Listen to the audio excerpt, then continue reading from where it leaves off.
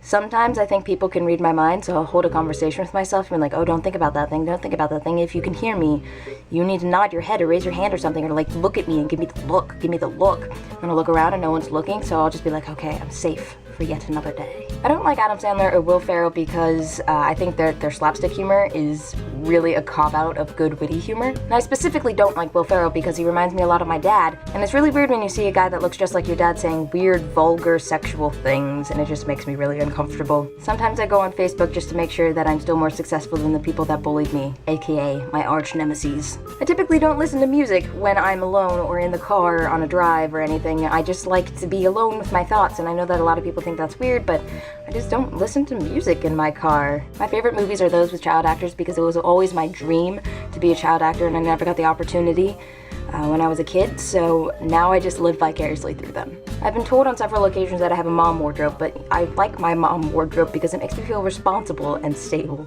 I still write poetry about my ex. I watched Degrassi, and I'm not ashamed of it. I'm a little ashamed of it. Oh, that's a true confession right there. Whew. Captain America is actually my favorite.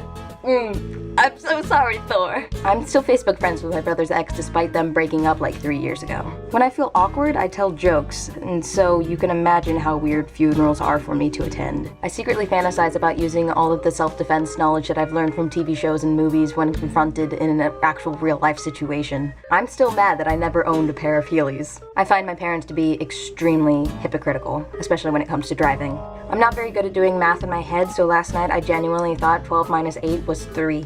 I'm very sad that I can't play an instrument, but I also know that I will never have the motivation to actually learn some, so I'm just going to be disappointed for the rest of my life, and I have come to accept that. I can't read big numbers out loud. Like one time I said like 1728,002.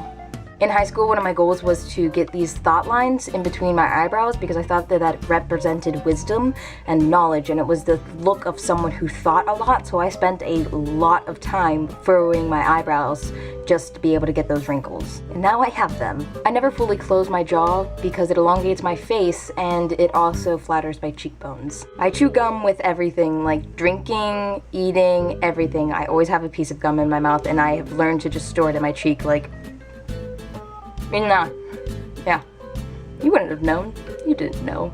I can do everything with gum. And I've just come to accept that everything that I eat or drink now is just going to have a very faint minty flavor to it. It was more cinnamon gum than cherry chapstick.